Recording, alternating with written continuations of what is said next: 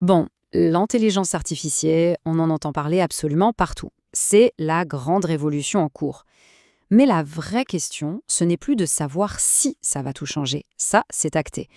La vraie question, c'est comment on s'y prépare concrètement. Voilà, tout est dit, et c'est super important de le comprendre. L'enjeu, ce n'est pas de se battre contre la vague, c'est d'apprendre à surfer dessus.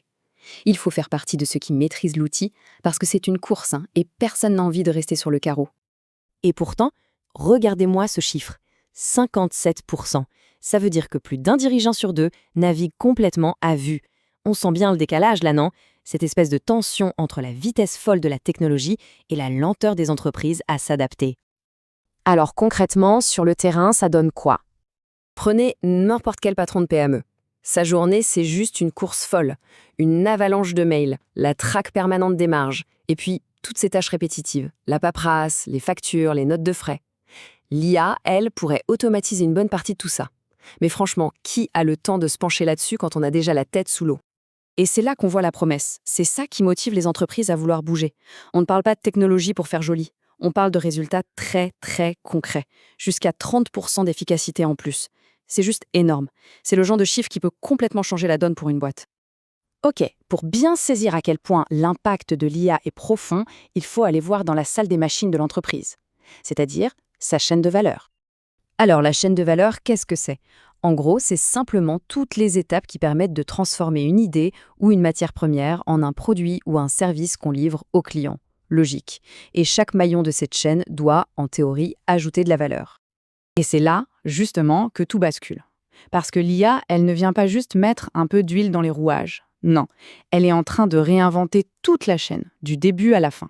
De la logistique au marketing, de la production au service client, tout y passe. Et qui dit nouvelle chaîne, dit forcément besoin de nouvelles compétences. Et attention, on ne parle pas d'une petite niche. 120 000. 120 000, c'est le nombre de postes de chef de projet IA dont la France aura besoin d'ici 2030. C'est un véritable appel d'air, un gouffre à combler. Alors la question est, qui va piloter tout ça? Qui est ce nouveau profil, ce fameux pont humain, capable de faire le lien entre ces deux mondes? Parce que le besoin est là, il est même criant. Les entreprises sont un peu paumées face à l'ampleur du chantier. Alors, qui va prendre les rênes? Eh bien, ce rôle, c'est précisément celui du chef de projet IA. Mais attention, ce n'est pas juste un expert technique de plus, c'est bien plus que ça. C'est un traducteur, un stratège, un guide. C'est la personne qui va écouter les besoins du business, les comprendre et les transformer en un projet technique qui tient la route. C'est le vrai chef d'orchestre de cette transformation.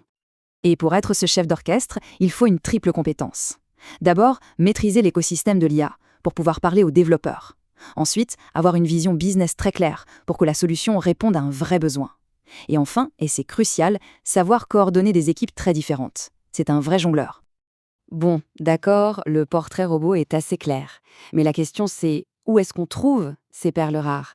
On ne les invente pas du jour au lendemain, évidemment. C'est là que des modèles de formation innovants, comme celui de l'école Agoriade, entrent en jeu. L'idée ici, c'est de casser le moule de la formation classique. Fini les années de théorie pure, on est dans l'immersion totale. D'abord, on fait correspondre un candidat avec une entreprise qui a un besoin.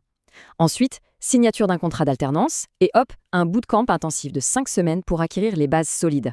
Et après, c'est parti pour l'alternance, le concret, le terrain, avec un retour en formation toutes les 5 semaines pour analyser et prendre du recul. Et ce qui est vraiment fascinant, c'est de voir la motivation des gens qui se lancent là-dedans.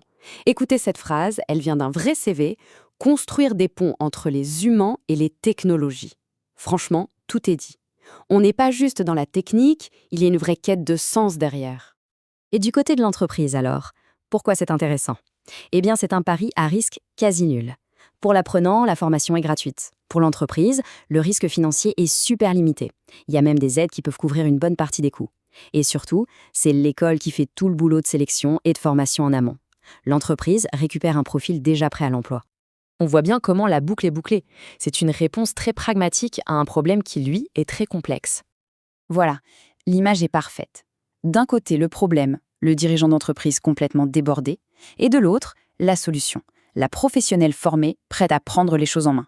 On voit tout le chemin parcouru, du besoin initial à la compétence qui y répond. Au final, c'est vraiment du gagnant-gagnant. Pour les entreprises, c'est enfin un chemin clair pour arrêter de subir l'IA et commencer à la piloter vraiment. Et pour les individus, c'est une super opportunité de carrière, une voie royale pour se réinventer dans un métier passionnant et ultra recherché.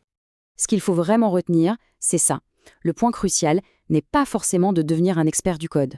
La vraie compétence clé de demain, c'est d'apprendre à être ce pont, ce traducteur entre le potentiel quasi infini de la technologie et la réalité très concrète des besoins d'une entreprise. Ce fossé des compétences en IA, il est là, il est bien réel. La question n'est plus de savoir s'il existe, la question c'est comment allons-nous le combler ?